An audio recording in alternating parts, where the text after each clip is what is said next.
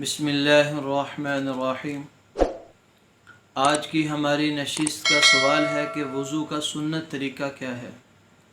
आम तौर पर लोग वज़ू को सुन्नत तरीके पर नहीं कर पाते, जिसकी वजह से वज़ू का अजर व सवाब जो मिलना चाहिए था वो हासिल नहीं होता।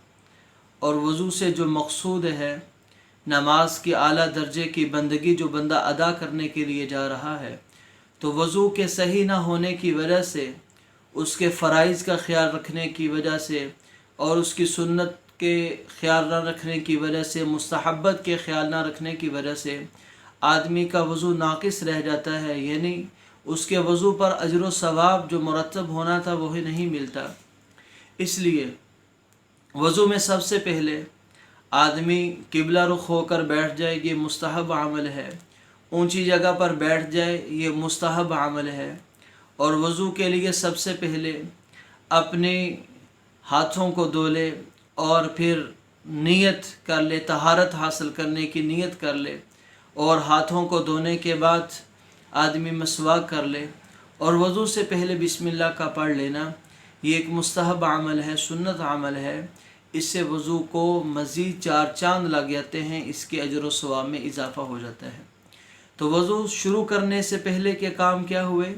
ऊंची जगह पर बैठ जाना, क़िबला रुख होकर बैठ जाना और वज़ू की नीयत, तहारत की नीयत कर लेना, बिस्मिल्लाह पढ़ लेना और फिर मसवाक कर लेना। हाथ धोने के बाद जब मसवाक कर ली है तो मसवाक बहुत ही आला और शानदार आप सल्लल्लाहु अलैहि वसल्लम की सुन्नत है, इसलिए इसको मामूली नहीं समझना चाहिए। मसवाक के साथ किया हुआ वज़ू और उसके साथ की पढ़ी हुई नमाज 70 गुना सवाब में बढ़ जाती है। मसवाक कर लेने के बाद कुल्ली करनी है मुंह के अंदर। अगर वज़ू ना हो तो गरारा कर सकते हैं। और रोज़ा वग़ैरह है तो फिर उस सूरत में सिर्फ मुंह के अंदर खाली 3 दफ़ा पानी डालकर निकाल देना है। उसके बाद नाक में पानी डालना है कि दाएं हाथ से नाक में पानी ले जाकर बाएं हाथ से नाक को साफ़ कर लेना है। फिर पूरे मुंह को धोना है अच्छे तरीके से कि एक कान की लो से लेकर दूसरे कान की लो तक, सर के पेशानी के बालों से लेकर थोड़ी के बालों तक पूरा चेहरा धुल जाए। इसके अंदर चेहरा धोने के वक़्त अगर दाढ़ी बहुत ज़्यादा घनी है तो दाढ़ी का खिलाल करना। उसका तरीका ये है कि दाएं हाथ में पानी लिया जाए और यूँ दाढ़ी पर डाला जाए और फिर अपने उसी हाथ के साथ यूँ हाथ करके नीचे की तरफ ले जाया जाए, तो ये दाढ़ी का खिलाल करना ये सुन्नत है। और अगर दाढ़ी हल्की है तो फिर दाढ़ी के बालों की जड़ों तक पानी पहुंचाना ये ज़रूरी हो जाता है। उसके बाद अपनी बाजुओं को, हाथों को बाजू समेत धोना, यानी कोहनियों तक धोना 3 दफ़ा। पहले दाएं बाजू को धोना, फिर बाएं बाजू को धोना। इसी दौरान अगर उंगलियों पर कोई अंगूठी वगैरह पहन रखी है तो उसको भी हिला लेना ताकि अच्छे तरीके से नीचे पानी पहुंच जाए। और अपनी उंगलियों का खिलाल कर लेना, एक उंगली को दूसरी उंगलियों में यूँ डालकर, ताकि अगर कोई खुश्क जगह उंगलियों के बीच में रह गई है वो अच्छे तरीके से साफ़ हो जाए। उसके बाद पूरे सर का मसा करना इस तरीके पर कि अपनी उंगलियों के पोरों को मिला लेना है और पूरा तर करके पूरे सर के ऊपर ले जाना है। फिर सर के इस तरफ लाकर फिर शहादत की उंगली और अंगूठे की उंगली के साथ कानों का मसा करना, कानों के पीछे मसा करना है। और ये जो हाथों की पुश्त है इसके साथ गर्दन का मसा करना, ये मुस्तहब अमल है।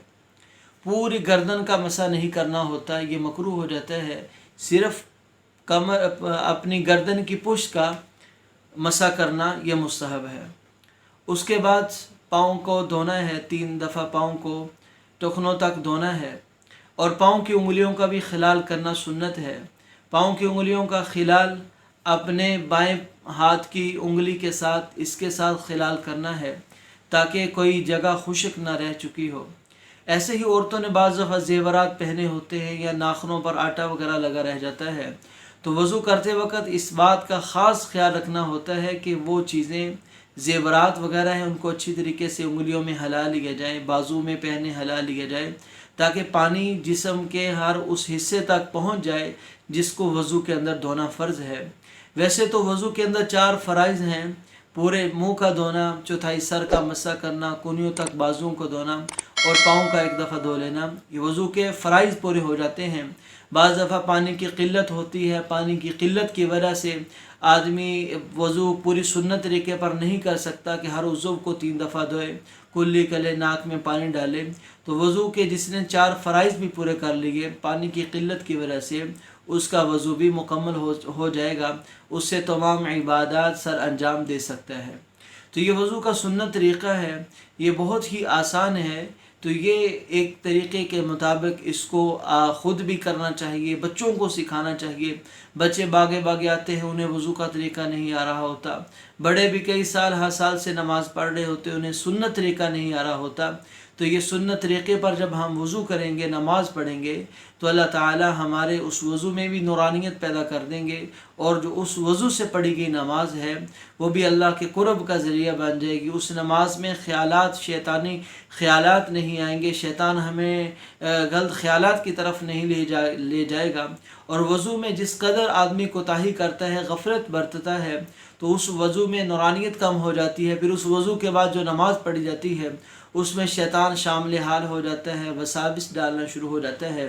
اللہ تعالی ہمیں وضو کو صحیح طور پر سنت کے مطابق کرنے کی توفیق عطا فرمائے. مع السلامہ.